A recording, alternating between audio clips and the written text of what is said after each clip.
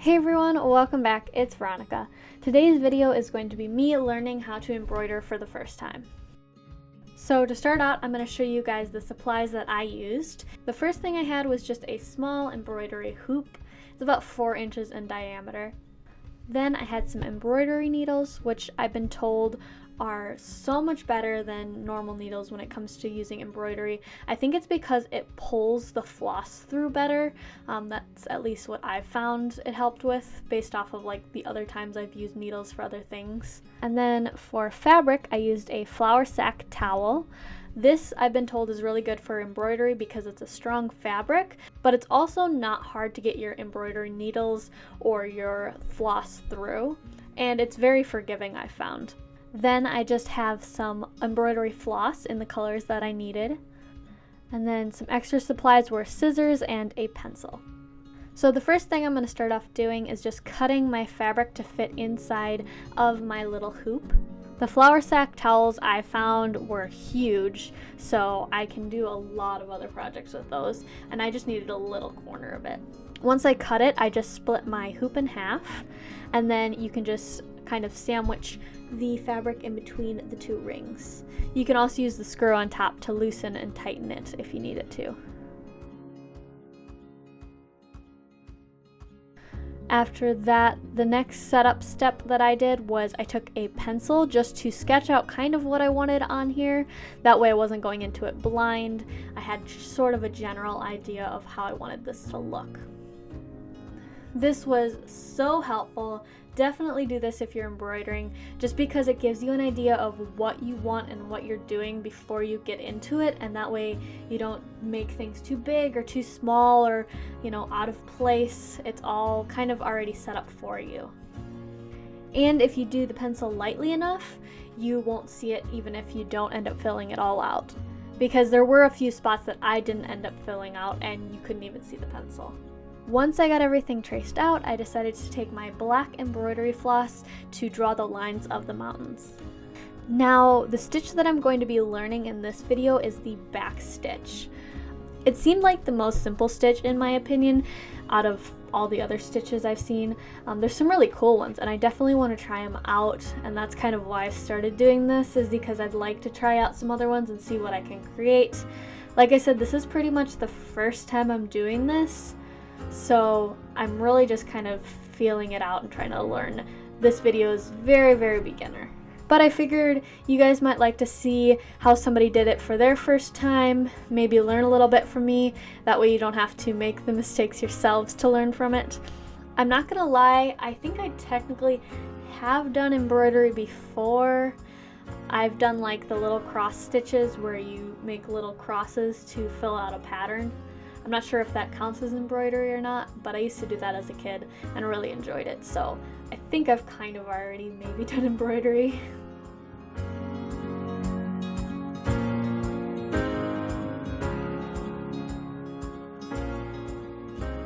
So how you do a back stitch is you bring your needle up from the back when you're starting and you make your stitch, but then when you come back up, you come up about a stitch away from the first stitch. And then to finish, you put your needle back down through, closing the gap. And it goes through the same hole as that last stitch you had. So you're not creating all of these holes and there's no gaps between the stitches. It really does create a really nice, clean look. So you bring your needle to the back, and then when you're coming through to the front, you come through about a stitch away from the last stitch. Then you pull it all the way through, and then you put your needle back down through the same hole as the last stitch. I think this makes a stronger stitch, honestly, and it connects it all so well.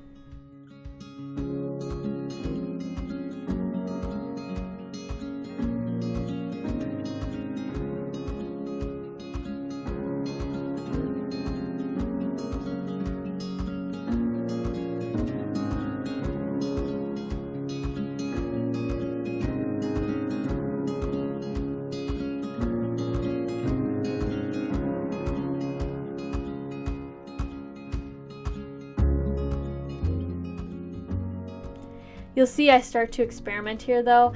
I start to do longer stitches. These ones are really short, but they were making more of a bumpy look and I wanted some really straight lines. So I started doing bigger gaps between. Which the downside of that is that they're not going to be as strong and it's pretty much just going to be string laying on top of your fabric in a way. There's nothing holding it down.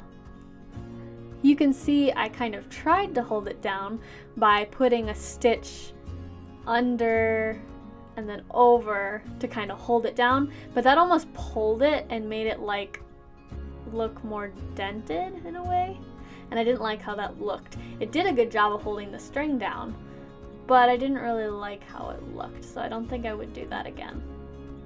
I definitely recommend though not trying like different lengths of stitches when you're doing it for the first time, just because it looks so ununiform.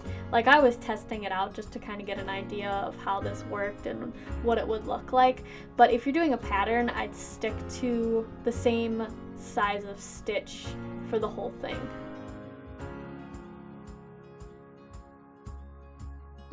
So like you can see the first mountain looks really bubbly almost because I did the little stitches, whereas like the mountain on the other side, like the far other side, looks totally different because it's just straight, pretty much straight lines. There's not like little stitches to make up those lines. I think consistency is definitely key here. Now after I was finished with the mountains, then I went in with a different color for the sunset. So with this, I didn't do the back stitch, I just did straight stitches pretty much, which was just me pulling my needle from the back to the front and then sticking it from the front to the back. And I just kept doing that with whatever length I needed to fill, and I just kind of started to fill the space on top. Now, like I said, this project was pretty much solely for practice, so it's not like I'm going to use this later for like a patch, or I know you can do stuff like on denim and stuff, which looks really cool. I've seen other people get like a nicer hoop ring and then they just keep the fabric in that and they'd hang, because you can get some big ones, and then they'd hang them for frames. So you could do like someone's initials, or you know, like cute nursery things I've seen, and then you just hang them up as if it's like a framed picture or something.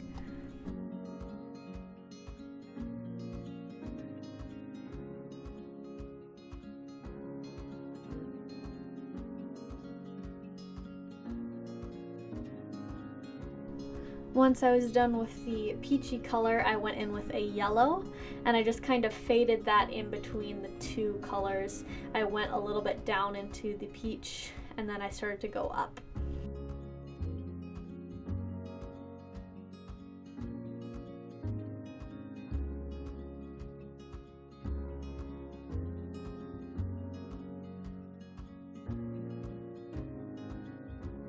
And then the final color was the burnt orange. So I just made sure I rounded that. I made shorter stitches at the top than I would have for like the peach, and I tried to just finish it off up there.